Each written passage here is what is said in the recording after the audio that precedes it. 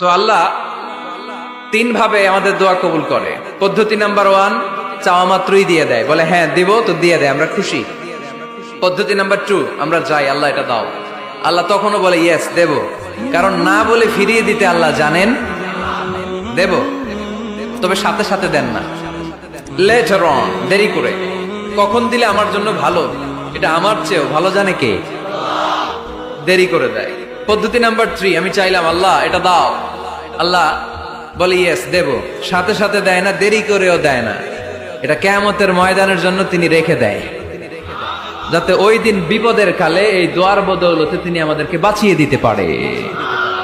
তাহলে যে এত এত দোয়া করি, লাভ আছে না নাই? হয় সাথে সাথেই কবুল, নয় কিছু সময় দেরি করে কবুল, তা না হলে আখেরাতের অ্যাকাউন্টে আমাদের জন্য ব্যালেন্সে রেখে দিয়েছে কে? এজন্য আজকের এই ফরিদপুরের মাহফিল তখনই সার্থক হবে যখন আমরা এই সিদ্ধান্ত নিতে পারবো যে আমরা চাইবো একজনের কাছে, তিনি কে, এবং চাইবো চাওয়ার মতো। যেহেতু এটা একটা শিল্প, আর্ট, এটাকে আত্মস্থ করতে হয়।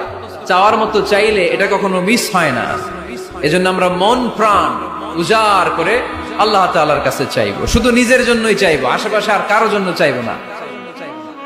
কেন ওনার জন্য চাবো কেন? আমারটা আমি চাবো, ওনারটা উনি চাবে। কথা কন। অনেকে বলে হুজুর আমি আরেকজনের জন্য দোয়া করে কি লাভ, ওনারটা উনি করবে, আমারটা আমি করি। এরকম একটা লজিক বা যুক্তি আছে না নাই? এটা ভুয়া যুক্তি, এটার কোনো গ্রাউন্ড নাই। কারণ আমার জন্য দোয়া করলে যেমনি লাভ, আরেকজনের জন্য করলেও লাভ। হাদিসে এসেছে কোন মুসলিম যদি ইয়াদউ লি আখিহিল মুসলিম বিযাহরিল গায়ব, তার কোনো ভাইয়ের জন্য যদি কেউ দোয়া করে, ওই দোয়াটা আগে আল্লাহ তার জন্য কবুল করে নেয়। কারণ সে দোয়া যাই করে, পাশ থেকে ফেরেশতারা বলে ওয়ালাকা বিমিসলিন, ওয়ালাকা বিমিসলিন, তোমার জন্য এটা কবুল করুক। যেমন আপনি দোয়া করলেন আল্লাহ আমার এই ভাইটা অসুস্থ, আল্লাহ আমি দোয়া করছি আল্লাহ আপনি তারে সুস্থ করে দেন। ফেরেশতারা বলে আল্লাহ ওয়ালাকা বিমিসলিন, যিনি দোয়া করছে তার যদি কোনো রোগ বালাই থাকে আগে তারে সুস্থ করে দেন। আমি দোয়া করলাম আল্লাহ আমার এই ভাইটা হজে যেতে পারে না, আল্লাহ তুমি তারে হজে যাওয়ার তৌফিক দান করো। ফেরেশতারা বলে ওয়ালাকা বিমিসলিন, মানে আল্লাহ যিনি দোয়া করতেছে আগে তার হজের ফ্লাইটটা কবুল করো। লাভ আছে না নাই? এজন্য নিজের জন্য দোয়া করলেও লাভ, পরের জন্য দোয়া করলেও লাভ। কোন সময়ে কি দোয়া করবেন কোরআনে আছে না নাই? আল্লাহর নবীরা এগুলো আমাদেরকে সব শিখিয়ে গিয়েছে। সাইয়েদনা আদম আলাইহিস সালাম ভুল করে গন্ধম খেয়ে ফেললেন, আল্লাহর কাছে কাঁদতে শুরু করলেন, শত শত বছর চোখের পানি ছেড়ে উনি কাঁদলেন। আর একটা দোয়া আমাদের জন্য রেখে গেলেন যে আমরাও আদম জাত, বানি আদম, আমরাও যদি ভুল করি আমরাও যেন এই দোয়াটা পড়ে কেঁদে কেঁদে আল্লাহর কাছে ক্ষমা চাইতে পারি, ঠিক কিনা?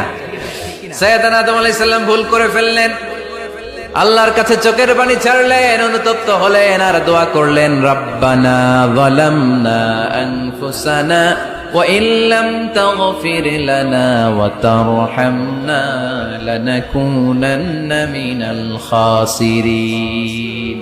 আল্লাহ ভুল করেছি, অপরাধ করেছি, অন্যায় করেছি, তুমি যদি মাফ না করো কেউ মাফ করার নাই, ঠিক কিনা?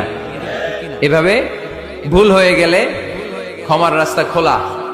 অনেকে রাস্তা বন্ধ করে দেয়, ভয় দেখায়, হায় হায় তুই তো কাফের, তুই তো জাহান্নামী, এরকম আছে না নাই?